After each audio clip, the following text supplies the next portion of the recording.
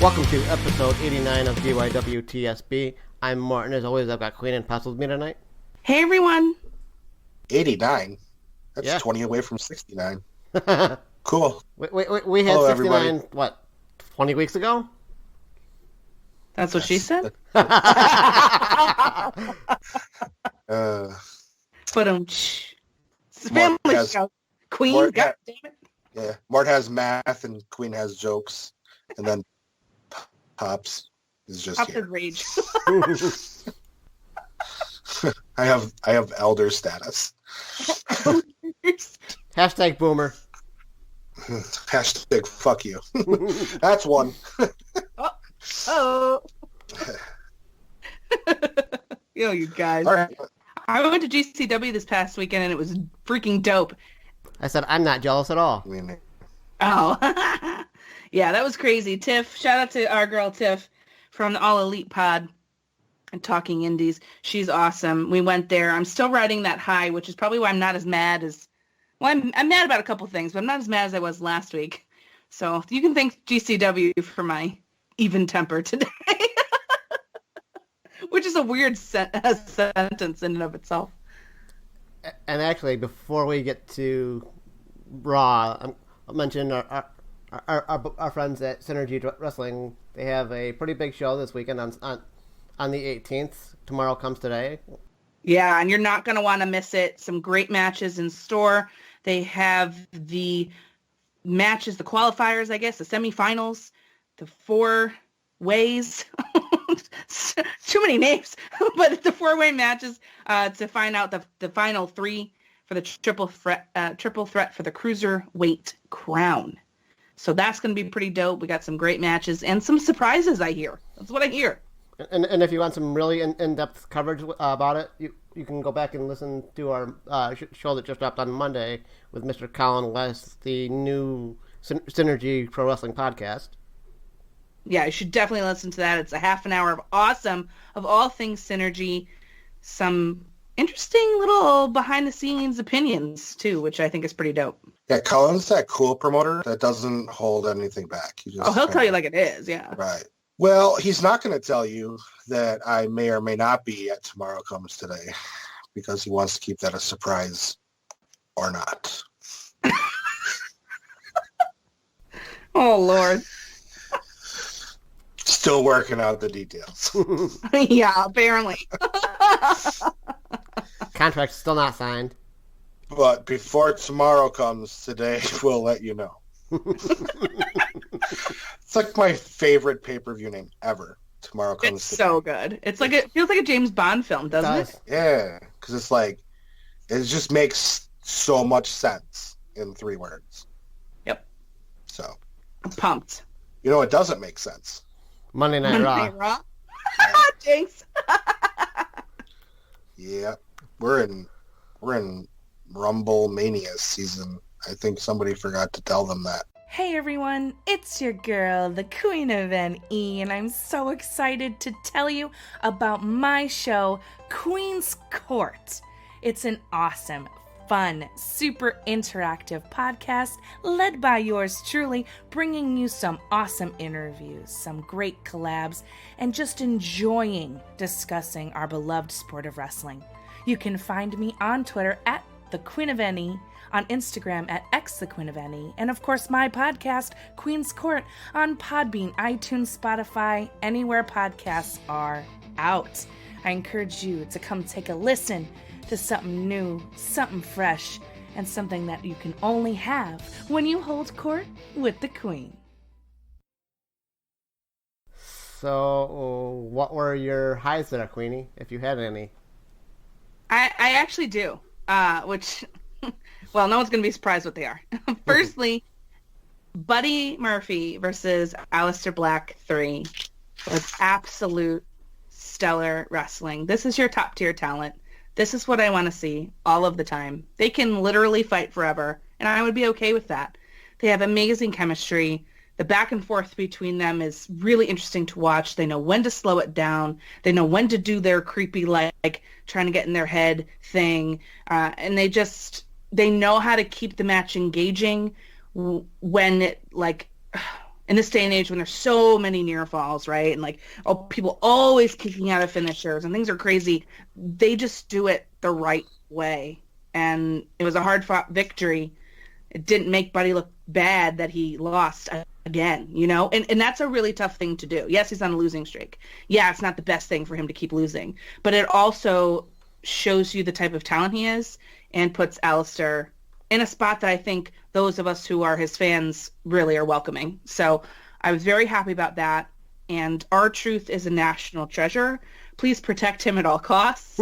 Don't ever let him not be the 24/7, 84/7, I-95, 7-Eleven, Kansas whatever champion.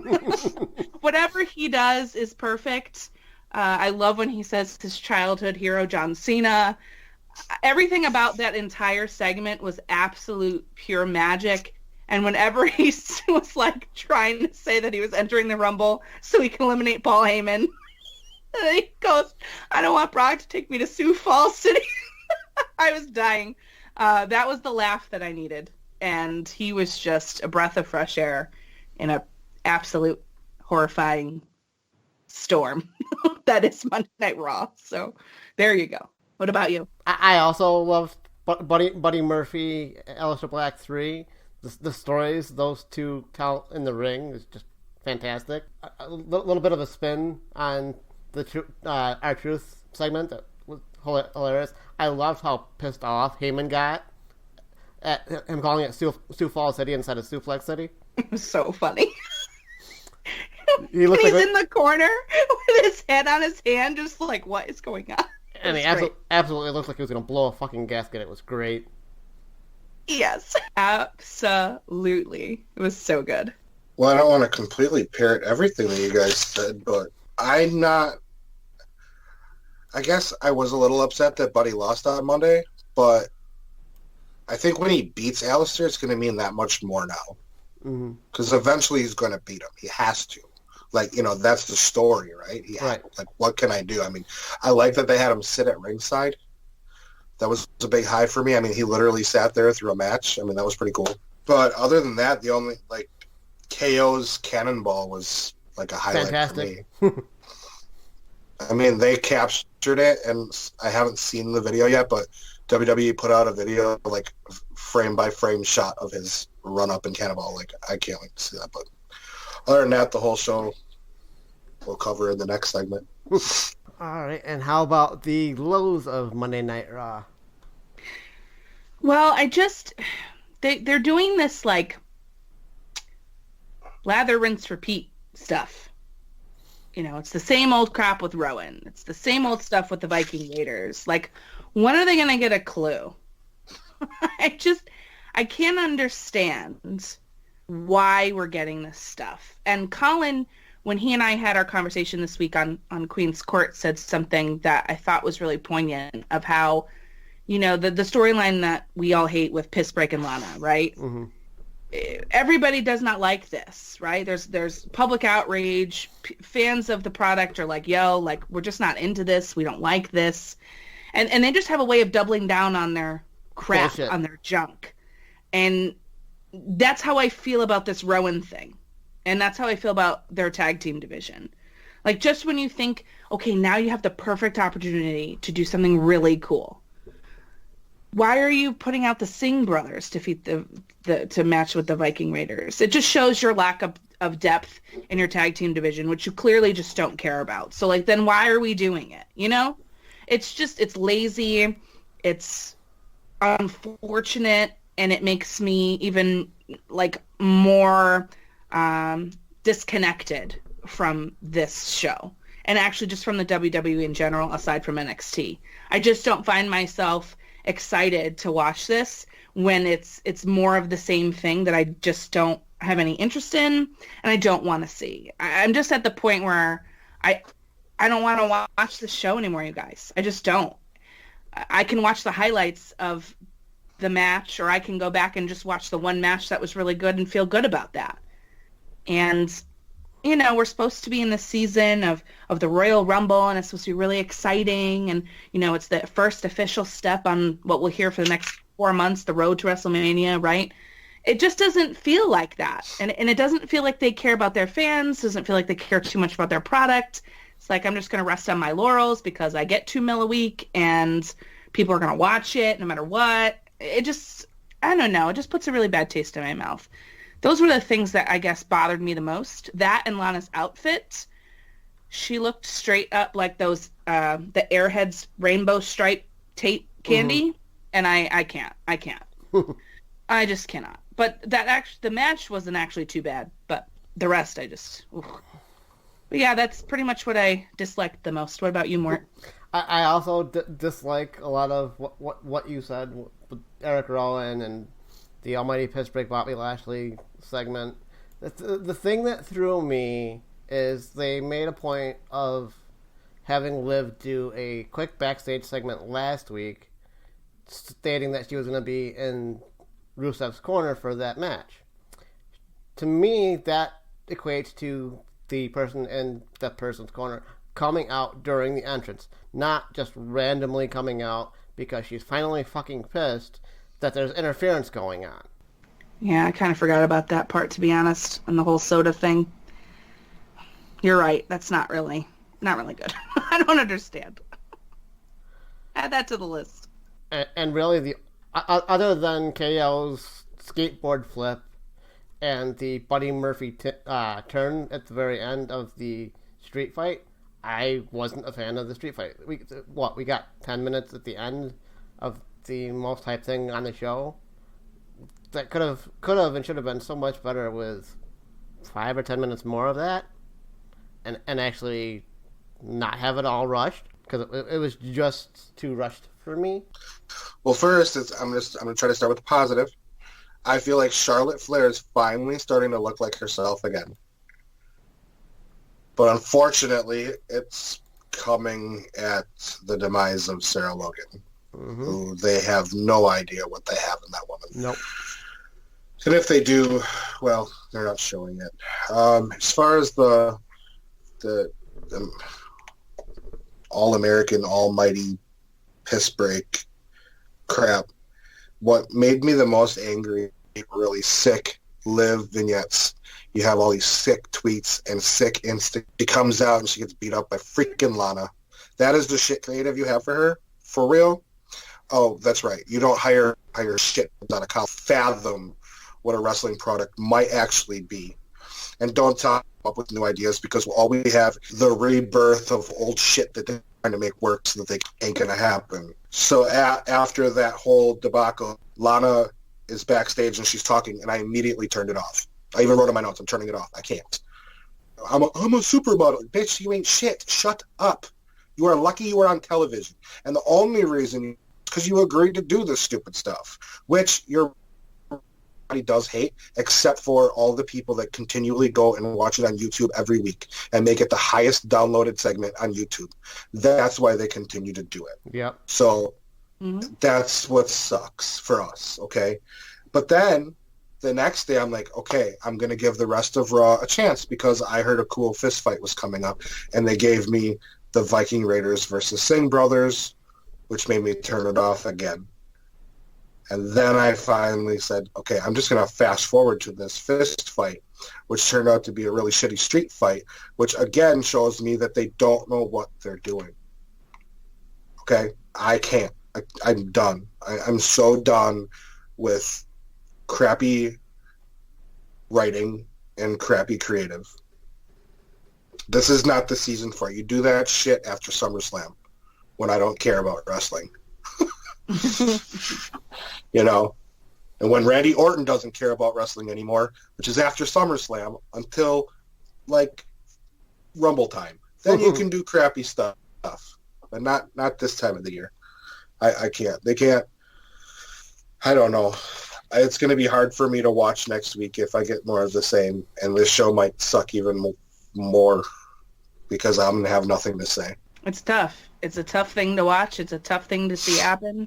And as people, you know, we're not, like, trying to say they should fail, and, like, we're out here, like, I'm just hating on this product so much. It's not about that. We're just trying to give constructive criticism for things that we want to see change, because we want to be able to turn on Monday Night Raw during Rumble season and feel good about it. Like, why is that not a thing? This is my favorite time of the year. Royal Rumble is my favorite pay-per-view. And now I'm like, why do I don't even care. Right. We're just saying do better. Yeah. Right. We're legit 2 weeks out from, 2-3 weeks out from Rumble, and it's an absolute fucking shit show right now. It's funny because, like next week's Rumble, the goal. Right. Rumble starts our quote-unquote WWE year, right? Yep. Because, technically it's the middle of the WWE. And I don't think I could care any. I really don't think I could. We have going on the independents. We have Synergy coming up this weekend. We have GCW coming up this weekend. We have this month. We have name these 3 initials coming up this month that I care more than the Royal Rumble round. We don't even.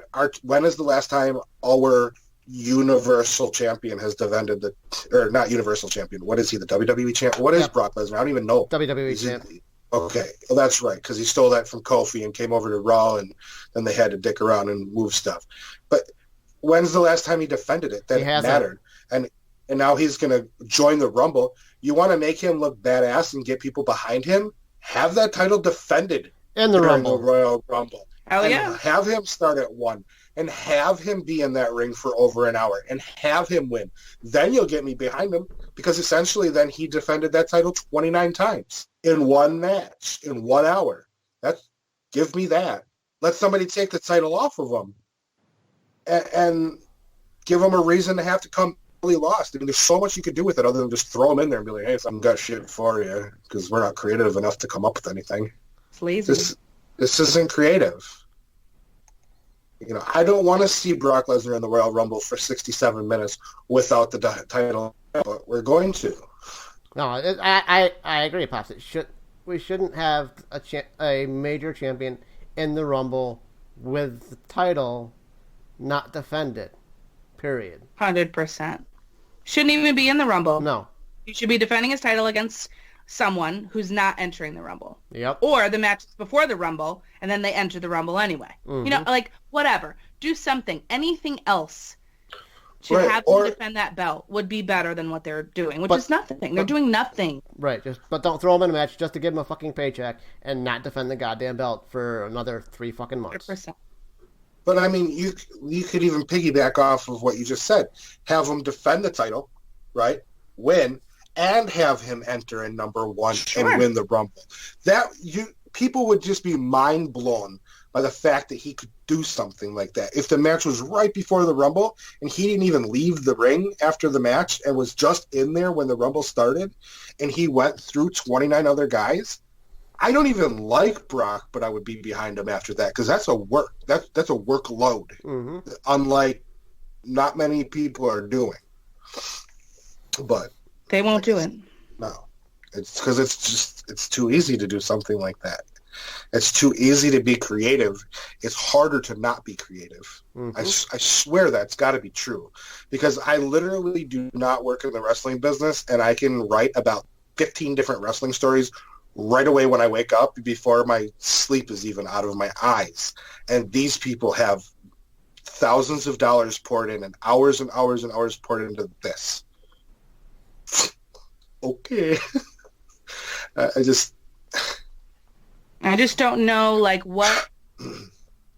Nothing is going to change unless people stop watching. Nothing's going to change unless the money machine moves. Nothing's going to change unless the people that are being brought into this company are given the opportunity to actually wrestle. And they pull back on the entertainment a little, just a little, and let them shine. I mean, look at the attention and the hype behind Buddy Murphy and Aleister Black. You're telling me with the talent that you have and the breadth of your roster, you can't give us more than that? I mean, come on. Well, look at how long we had to wait for them to give us something with Aleister. That's what I'm saying. This is the problem. This is a systemic, constant, continuous issue.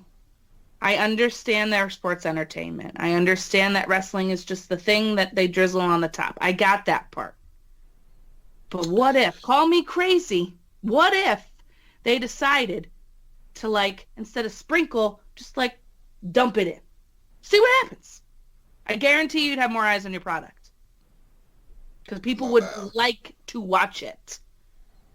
More eyes as in people who enjoy wrestling more than casually. And they always pander to the casual fans. And that's what is frustrating for us, I think. Oh, wait. We still have to talk about the other show. All right. And how about the highs for AEW Dynamite? Oh, man. I love this opening match. Super excited. Well, let me actually first say that I'm very glad that we didn't get a repeat of last week. Let's start with that. The second thing I want to say is I'm very glad that they started in the ring with everybody there, and we're going to go straight to wrestling. No recaps, no crazy, just we're going. Loved that. And also, before I dive too far in, I want to congratulate them on their continuation with TNT through 2023. That was very cool to see. So they're happy, and hopefully big things are coming with lots of changes. Anywho, back to this match. Lots of fun. Really enjoyed it. I was actually very surprised that Kenny and Hangman won. I'm not really much for throwing together teams, but at least with them, they've been building momentum as a team for a while. And AEW is different because it's so new, but whatever. They've been having matches together and being very successful and putting themselves in the top spot. The only thing I didn't like was that Santana and Ortiz weren't protected a little bit more. I feel like as the dominant heel faction with Jericho, they should be protected. They can lose, but I feel like they should go out more to a more established team. Yeah, like a more established team, or in a cooler way, I guess, to keep them at that top spot. And as much as I know people are upset about the Young Bucks not winning anything, I'm kind of loving it. And I'm a Young Bucks fan, and I'm actually very happy that they're not winning at the everything. top. Yes. My only real issue, I can get to that later. But I really liked the opening match. That made me really happy. And the other thing that I really, truly enjoyed was Pac versus Darby Allin. I thought this match was immediately just had my attention from the get-go. I wish they had more time. I am very upset that they continue to do these main events with like less than 15 minutes left. This, to me, deserved the 20-minute time limit or 25-minute time limit, half an hour time limit type thing, or like until TV time is up, right? Mm-hmm. But with more to do. I mean, there's a huge story here, and I feel like they just had the tip of the iceberg, but it was a beautiful wrestling match. It was crazy. The spots were insane, and Pac labeled himself as the number one contender to threaten Jericho, which I'm excited about. I truly, really liked this match. So those are my two highs. Only one of which I'll pair at Queenie for the Pac versus Darby Allin match. Thoroughly enjoyed for all the same reasons that you did. These two guys, they're with the way they're physically built, can do some really fun things, and the way Darby delivered the coffin drop onto Pac to the outside of the ring, fantastic this week. And my other high was Sammy Guevara and Jon Moxley. I also thought this match was really entertaining as well. Mox didn't outright kill Sammy. I didn't think like he could have, in my opinion. And I see Sammy coming for more later on down the road, especially with what happened after the match. How about you, Pops? Yeah. Well, I mean, anytime that Darby Allin is involved in something, it's going to be a high for me. I think he gave Pac his most competitive match to date in AEW. And I think when they were laying there after the match was over, Pac was thinking, God damn, this little dude just whooped my ass, because Darby is crazy. A small high is anytime now we can, going forward, we can just know that if Chris Statlander is on my television, it's going to be a high for me. Unfortunately, we'll have to talk about what she was involved with, but she was a high for me to have her on. But yes, Sammy, I thought Sammy had a great showing, and I was super happy about that. Like that was like my number one high, was Sammy Guevara, who I haven't been very high on lately, came out and just showed up and showed out. So I was pretty excited for that. All right, and how about the lows for Dynamite? I wasn't really crazy about seeing DDP wrestle.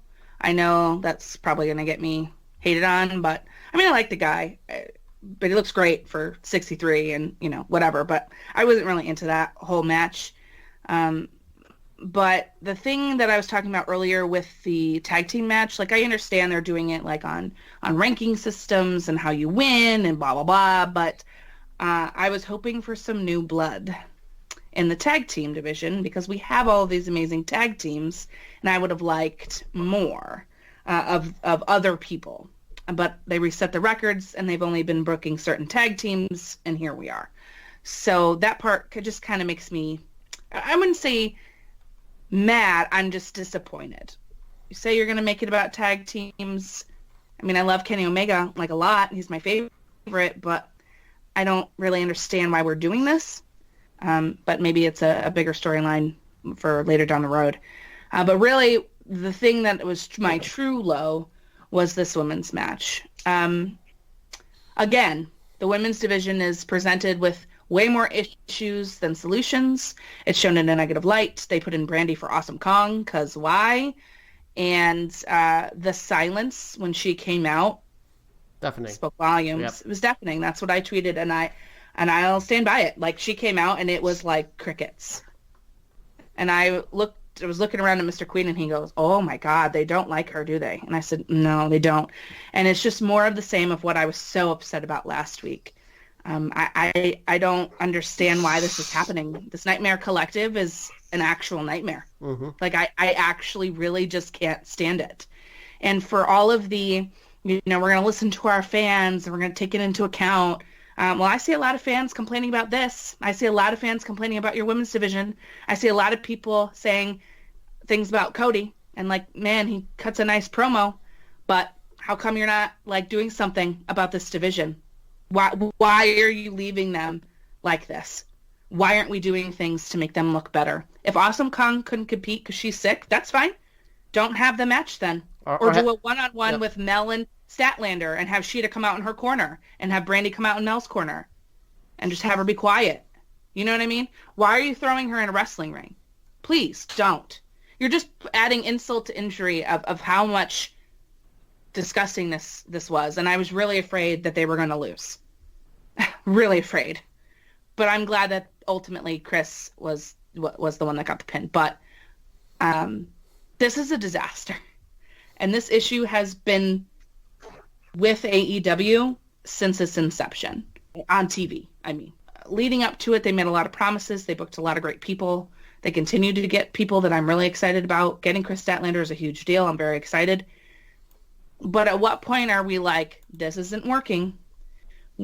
People are not happy. Let's take this away. Let's pull this back and see what we can do to fix it. And I just don't think that doubling down on your nonsense, like I said with WWE, I'll say it here too, I just don't think you're doing yourself any favors. And you're going to burn the goodwill that you have with a lot of people if you continue to do things like this with your women's division. I'm sorry. I know a lot of people who are just out there on Twitter saying lots of positive things and refuse to talk about the negative. That's not how we do things here. I'm sorry. Got to tell the truth. So, what about you, Mort? I was also not a fan of this women's tag team match, and I wholeheartedly agree with you. Once it was discovered that Awesome Kong couldn't compete this week, it should have been a one-on-one with Mel and Chris. It shouldn't have been Chris, Sheeta, Mel, and Brandy, because I can't remember who it was that I was tweeting with at the time, but friend of the show, I'm not sure, but because we've got a lot of friends of the shows at this point, thankfully, that I was hoping that Mel would carry her team through the majority of the match, because I really, really didn't want to see Brandy Rhodes in the ring at all at that point. Because I had a fear of either her hurting herself or screwing something up and somebody else would get hurt. And I also wasn't really a fan of the multi-man match where MJF stole the pin. It was just chaotic to me. It was a little all over the place, huh? Yep. Yeah. It wasn't terrible. It wasn't terrible. Right, but it wasn't like the best either. It definitely wasn't concise. Let's put it that way. Yes. How about you, Pops? Well, this was a very tag-heavy show. Everybody knows how I feel about that. I don't like throwing together teams for no reason, especially when you have a tag team division that you can actually use tag teams to, I don't know, use and have them be contenders. And look, I understand that as a fan of wrestling from the 80s and 90s, that wrestling is different, okay? It's not the same wrestling that I grew up watching, so it's different. But I cannot ever and will never, I don't care how wrestling evolves, I will never get behind doing shit just to do shit, just to get here. Holy shit. There's zero. If there's no purpose to do something, then you are a spot monkey, in my opinion. Or that spot is to be a spot monkey. There was a suplex with one guy in the ring who could have easily just been beat, but yet they decided to suplex a guy outside the ring on top of everybody else. That makes no sense. And in what real situation other than playing rugby, are they going to get together and huddle up like that and wait to do a suplex? I get it. You're trying to get that cool moments. But let's talk about it. I gotta take my hood off for this. Let's talk about moments in wrestling that we talk about, right? Queen, top of your head. Give me one moment in wrestling that you think of as a holy shit moment. CM Punk with the title at Money in the Bank 2011. Okay, Blowing kiss more. to Vince McMahon. Okay, more. Brock Lesnar beating Undertaker at WrestleMania 30. Okay, and myself, I think of Edge spearing Jeff Hardy in that TLC match. Mm-hmm. Okay, in 20 years, if we as wrestling fans continue to show people things from back in the day, 20 years ago, 20 years from now, somebody's going to say the same answer we did. They're not going to say, oh, you remember that one time that 8 people did his fucking suplex because Orange Cassidy came in with his hands in his pocket and helped him out? Nobody's going to say that. It's not a holy shit moment. That's stupid. That's complaining, I guess. But yeah, I'm going to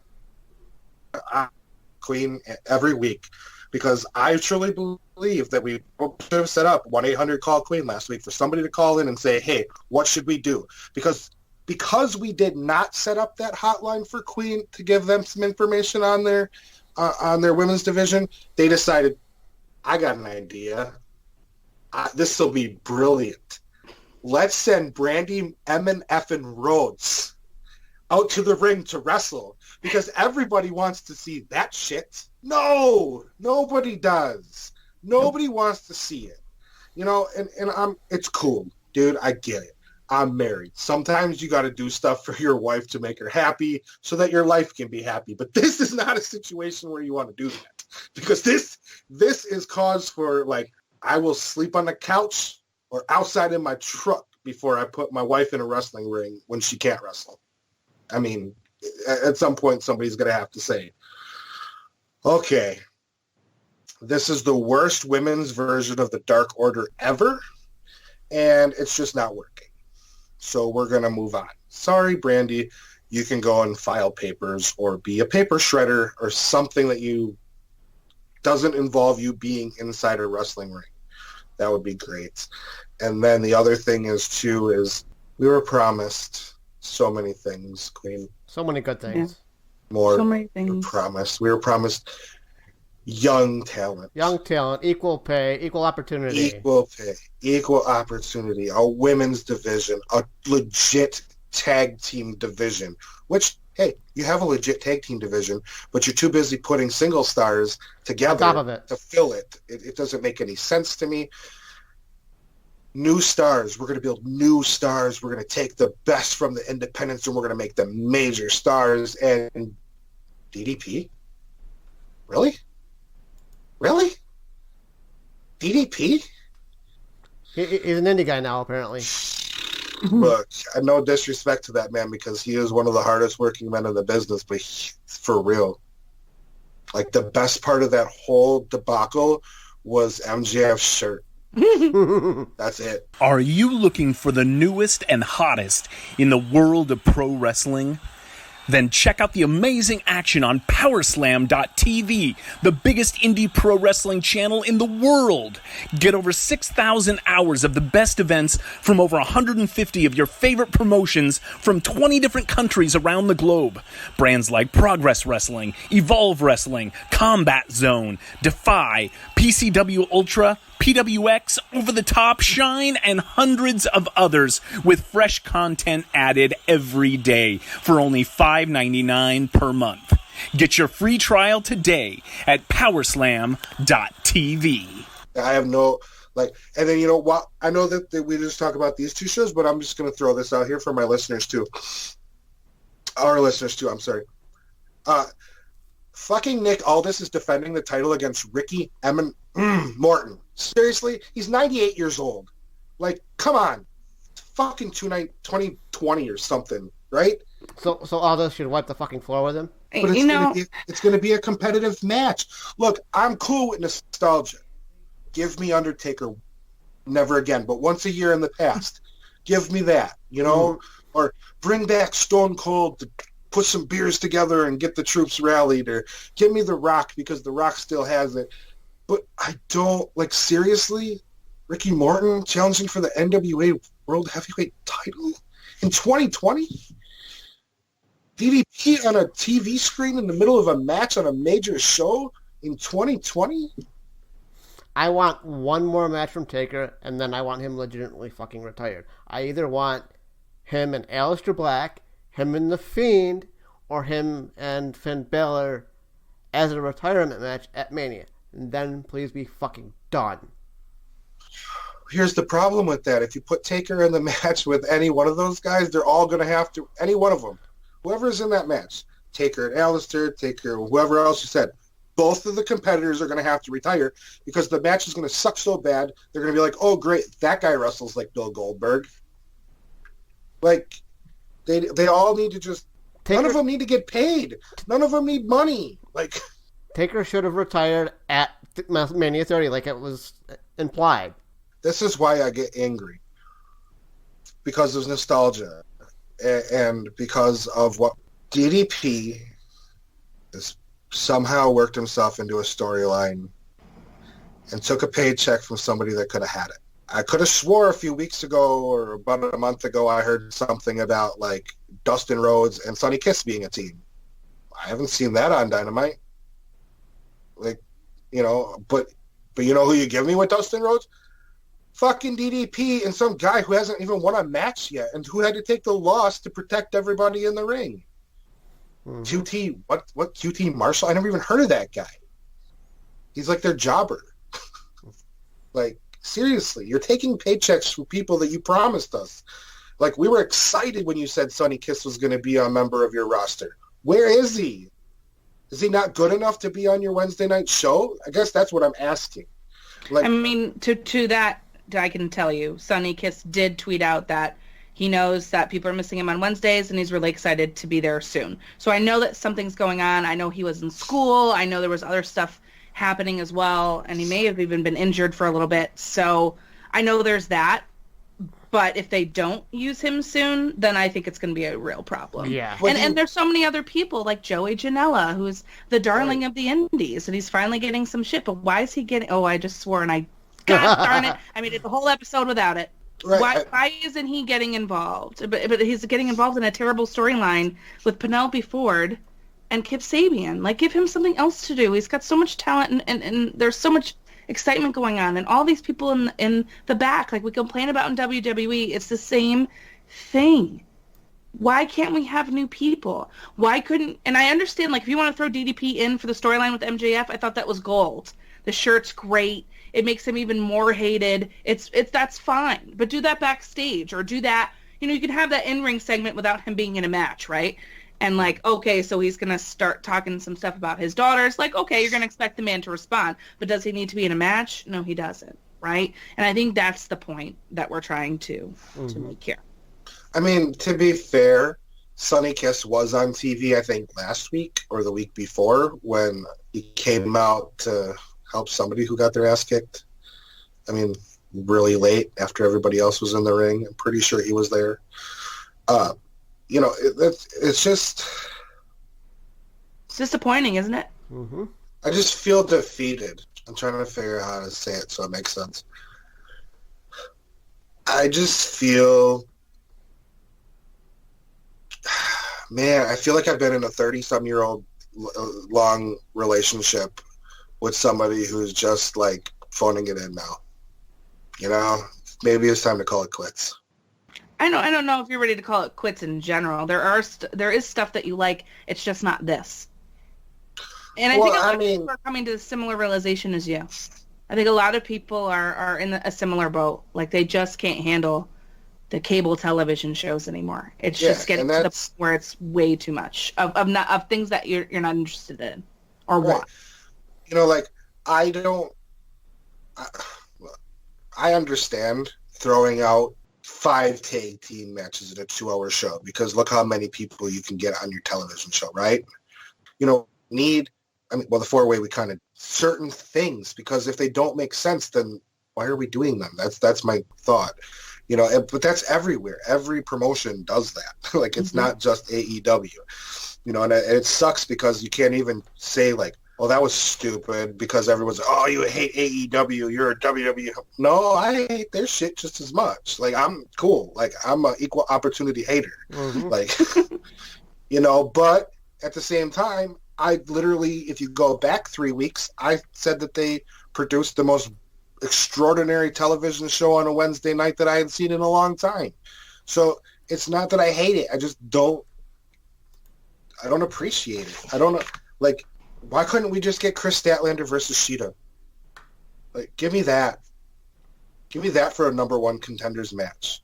That would have been brilliant. Yeah. But why we have to march out the other 2? You know, well, you know why? Why can't Allie? I really like Allie as a singles person.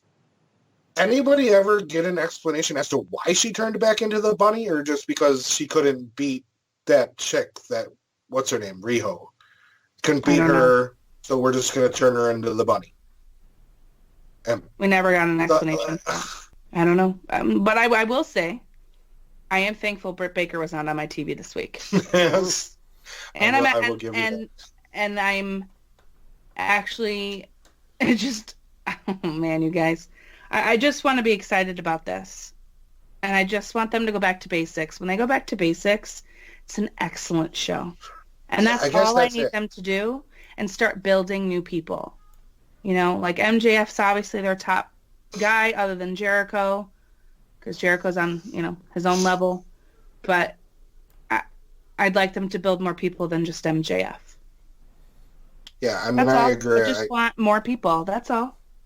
I guess, I mean, very simply, they're just overbooking crap. It's a lot of overbooking, and it was not good last week, and it was definitely better this week. I'll give you that. It was better this week. I don't know, you guys. I'm nervous. I'm nervous about this next pay-per-view because these matches that I think they're building to, like, I don't really... Am I the only one that doesn't really care about Cody and MJF? Like, I don't care. Should I care about that? I cared about it until it got stupid. Yeah. Yeah, now it's like, I don't care anymore. Now you've ruined it for me. Yeah. When those promos were hot, oh, yes. Now I'm like 10 lashes and what's that? That's stupid. And, like, the cage match with Wardlow makes sense. Mm-hmm. Yeah. But then Cody told everyone why it makes sense, and so when you have to tell people why something makes sense, it just doesn't. For me, in that Cody promo, there was too much fourth wall breaking. Yeah. It was like his wife did last week on commentary. Yep. Yes. Well, she killed the whole women's division on commentary. Yep. Can we reestablish 1-800-CALL-QUEEN? Yes. I'm much calmer this week, you guys. Much calmer. I only swore once. I have a level head. Now I can be like, listen, here's what we need to do. And here's what we don't need to do. I'm like, I don't know anything. Who am I? I'm nobody. But I could come up with something better for the women's division than what's happening right now. Right. I mean, you know, here's the thing. You know, people in the business will say, oh, and you got every little podcast out there complaining about this and that, and they don't even know what they're talking about. Well, guess what? When there's 10,000 small-time podcasts like us saying the same thing, and we're the ones that are buying tickets and watching your shows, you might want to turn up your hearing aids, son, because we know what we're talking about a little bit, because we know what we want to see. You know, I don't go to a movie unless I want to see it, right? Right. Mm-hmm. You know, I'm not going to go see Gone with the Wind when I can go see Fast and Furious, right? I'm going to go see Fast and Furious because that's what I want to see. I know what I want to see. Right. Now, that doesn't mean that I can't turn my channel on Monday night and watch a little Gone with the Wind. I'm just not going to go pay for it. Right. Right. I watch it on free TV, probably on TNT. So, you know, like, I'm just saying, like, at some point, I don't care if it's our voice on this show or if it's like Tiff's voice on All Elite or Billy Bob's on whatever show he has. I want one of our voices to be heard and not pushed aside because we're not in the business. Like, listen, here's the thing. I listen to JR's podcast every week. I don't think he thinks anybody outside of himself and the people that running AEW know anything about wrestling sometimes. He was just a fan at one point too. And that's what they all need to remember. They were fans. They've all forgotten that. They got into a business, and now I don't care who you are, you're in a rut. Because we're only talking about you because you're on cable. But the rest of the country, we're talking about GCW. That's right. We're talking about how Marty Scurll took over the book at ROH and is probably going to turn that company around because he's brilliant. We're talking about NWA. This week I'm talking a little bit negatively about NWA because I don't really care for the booking that they did. You know, but we're talking about everything in a positive light except for these two shows. Mm-hmm. But we're all wrong. I think at some point they have to self-reflect, right? And it's not just about remembering that they're a fan. They have to self-reflect and remember that even though they're the largest company in wrestling, and even though they're the new company in wrestling, that without us, there is no show. There's no, what are you going to do? What are you going to do if no one comes to your live shows? What are you going to do when people unsubscribe from the network? You know, that's a little harder one, right? Because that's a bigger monster to tackle, of course. But the point is, right, they have to remember that the fans inform you what you're doing is good or not. What they like, what they don't like. It's a give and take business. That's what entertainment is. Now, that's not to say they have to give us everything that we want. They shouldn't, in fact. They should hold things back. They should refuse to do things. They should give us things that we are screaming about every week because that means we're passionate and we care about it, right?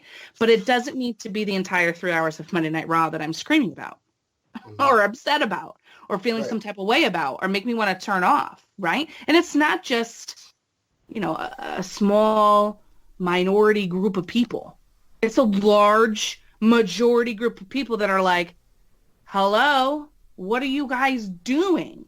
And I just really hope that podcasts like ours, podcasts like all of our friends, and even people that we aren't friends with, that we don't even know who they are, I hope, like you said, that this is the kind of thing that people start to pay attention to. I know smaller indie companies do a lot. I know Colin does for a fact at Synergy Wrestling. He said it many times. He said this week on my show that the fans are his boss. And he means that for real. Yep. I wish more people would do that.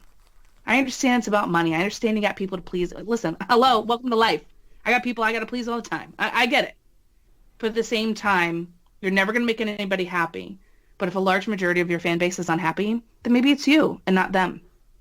And to swallow that pride pill a little bit, I think would be very helpful and beneficial to everybody involved. That's just my 2 cents. Right.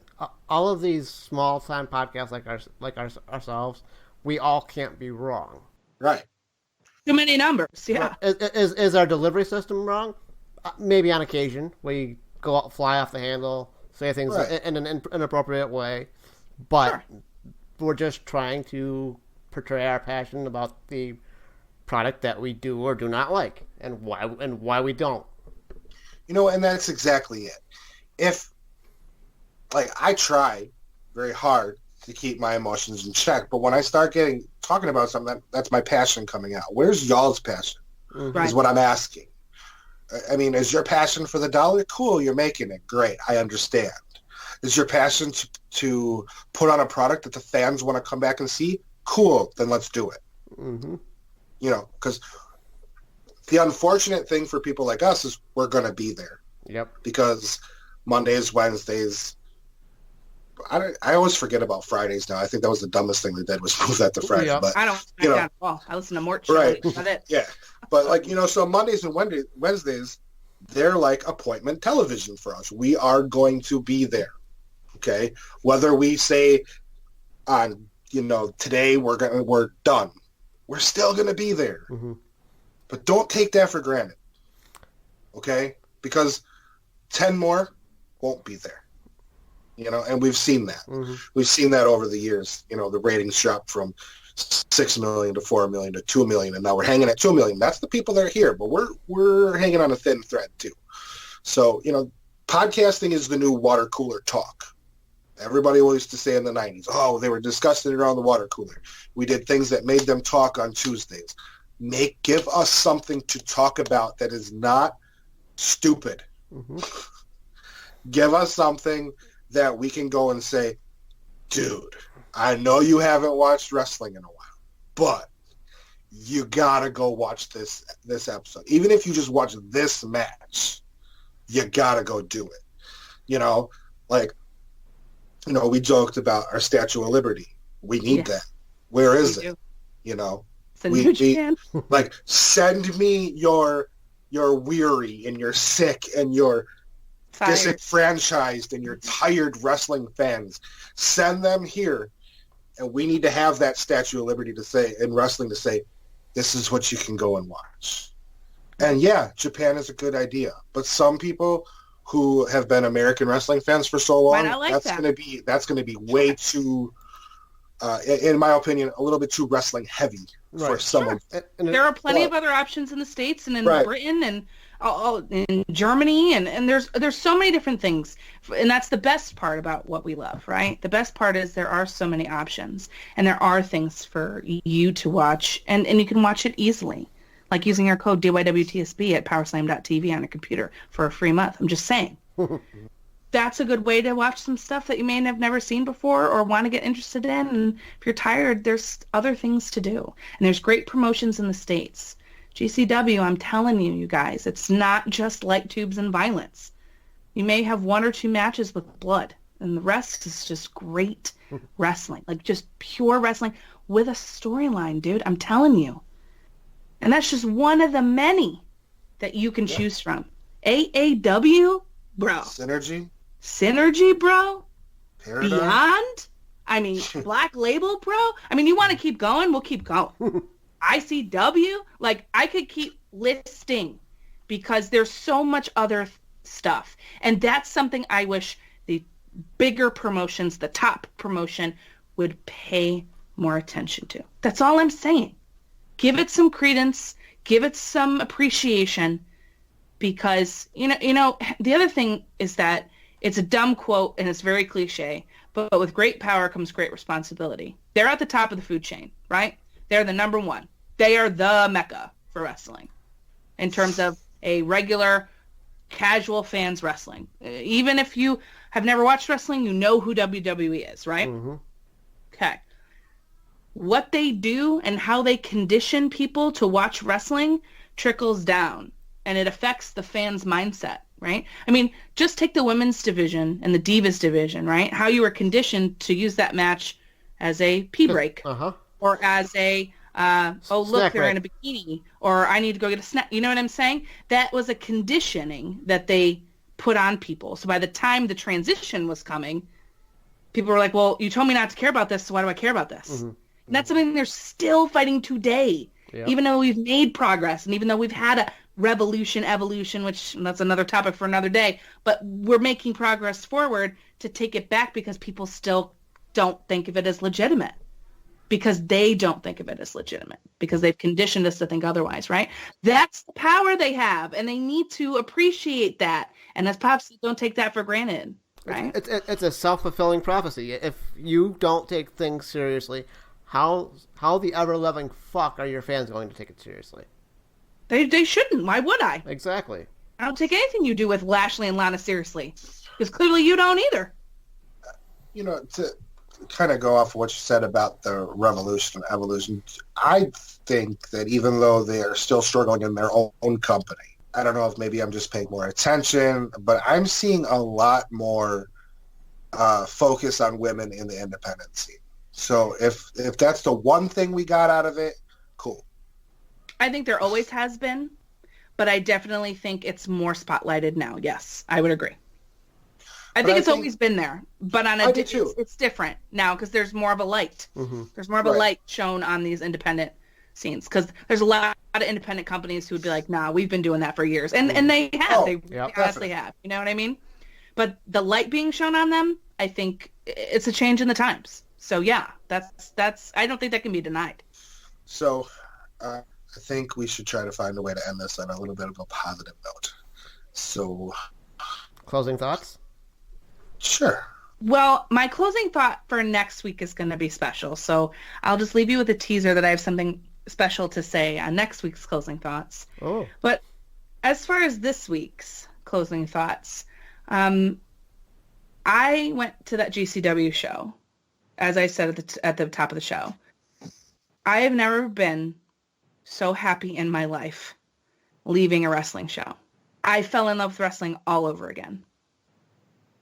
And I was in such a good mood and so happy with what I saw and so happy to be in a camaraderie space around people who just love wrestling and just was like so into it. And just every second was just all about what we were watching. And I got to meet people that I've been dying to meet. I got to say hi to Matt Justice again. I met Effie for the first time. That was wild. And Blake Christian and all these people. And that's what I've been missing. So my positive note is, if you can, go to a live show of an independent that's near you. It may not be the greatest thing ever, but I guarantee you'll be around very like-minded people who just want to see good wrestling. And that should lift your spirits, at least. My closing thoughts for this week are as much as things bother me, I have been in a emotional, weird relationship with wrestling for my entire life. So that's why I get angry about stupid things. That's why I'm passionate about it. I want the best for everybody involved. I want the best for all the companies. Because here's the thing. How can we go wrong with more wrestling? That's how I'm going to leave it. Oh, wait, one more positive thing, Mort. Yep. Shotzi Blackheart eliminated Shayna Baszler in the Rumble little thing that they had. That Battle Royale huge. thing. It was amazing, and I love Shotzi so much, and that was dope. I hated how it ended for her, but the fact that she eliminated Shayna made my day. And Mercedes Martinez was also in this Battle Royale and went head-to-head with Shayna as well, and that was like, ooh, life. So okay, that was good, right? Yep. One more positive then. I haven't seen it, but I heard that Alex Shelley was on NXT television. He was, and it was awesome. So they lost, but it was awesome. I'm going to go back and watch it just because I was a huge Motor City Machine Gun fan. So you'll like it. That was it. That's it. And my closing thought is, just like Pops, my quote-unquote sport of choice is professional wrestling.